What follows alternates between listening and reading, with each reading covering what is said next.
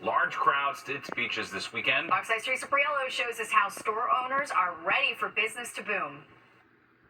This is the best beach out of all the shore places. It really is. Growing up here, it's just like instilled in your blood. Ready or not, it's summer at the shore. All day, Asbury Park has been alive with beachgoers and partiers looking to start Memorial Day weekend off on the right foot. We're looking forward to the lines, the people, the nice weather. We like everything we can get. Long lines, we just want all the business. For businesses on the boardwalk, this is the weekend that sets the tone for the rest of the summer. It's Memorial Day weekend and we have great weather. And I think that's what really, helps. It helps the boardwalk. It helps all the businesses out. Even at the iconic Stone Pony, a bar made famous by Bruce Springsteen, life at the shore is busier once Memorial Day weekend hits. When the Jersey Shore is sold out, everything's sold out. The Stone Pony is celebrating 50 years in business, and while thousands visit now, that wasn't always the case. We're across the street from the most beautiful boardwalk on the Jersey Shore, Asbury Park, and, it's just fun to watch the people coming. According to the governor, this may be the best year at the shore yet. We saw that 2023 was the best year ever. I am based on bookings, rentals, other data that we watch. We think 2024 will be the biggest summer ever on the shore. And if you don't understand why, there's no better weekend than this one to drive down and see for yourself. There's really only one thing you need to know about the Jersey Shore this weekend, or any other weekend for that matter. In the words of Jersey's favorite son, Bruce Springsteen, down the shore, everything is all right. But if you're looking for some more practical information, like what time the beach opens and how much it's going to cost you to get on, they usually open Saturday morning at 9 a.m., and it's going to run you about $10 a person. In Asbury Park, Teresa Priello, Fox 5 News.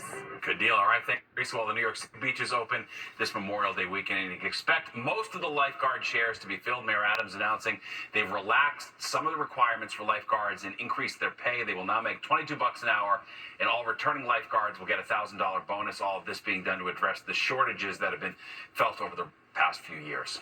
This new agreement comes in time to make an impact this year. We will now be able to adjust qualifications for all of our shallow pools to eliminate time requirements. Public pools don't open until the end of June, which will give the city more time to fill those lifeguard chairs. One of the biggest Memorial Day traditions in our area has to be the Bethpage Air Show on Long Island. Tens of thousands turned out today at Jones Beach to watch more than a dozen different acts practice their routines. The air show is celebrating its 20th year, and thousands are expected to attend this weekend. All eyes will be on the U.S. Navy Blue Angels as they soar, flip, and spin in the sky. The training and what they go through, it's just so amazing to watch. It really is exciting.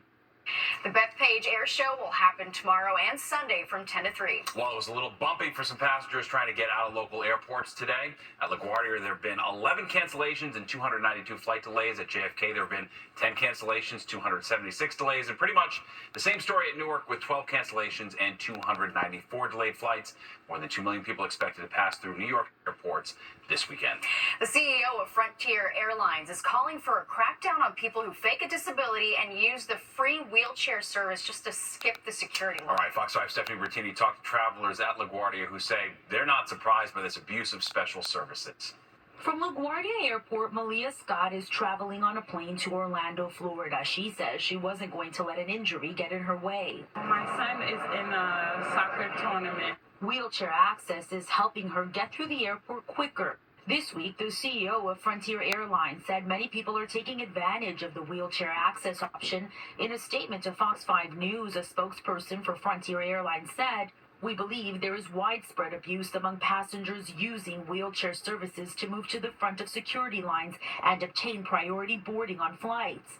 A wheelchair registration or verification system is in order, along with legislation to address the issue and impose penalties for those who abuse the system." Pauline Fromer, the co-president of Fromer's Guidebooks and Fromers.com, says this is something people have been doing for a long time. Everybody in the industry knows that people are faking wheelchair use to get onto planes faster. And it's not just Frontier. She says the problem is it's hard to catch. We all know that there are invisible disabilities. So how are you going to go up and accuse someone in a wheelchair of not actually needing it? There is certainly some abuse. I've seen some of the TikTok videos with folks encouraging others. John Morris is the founder of wheelchairtravel.org. He's weighing in.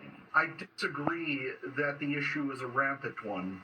I'm a wheelchair user. I've traveled on more than 1,000 flights over the last decade, and not once have I ever assumed or believed that someone else using a wheelchair in line with me was faking a disability. Malia Scott can't believe anyone would do such a thing, she says. It would be a lot of work to fake it. Stephanie Bertini, Fox 5 News. The FDNY rushing to an apartment building in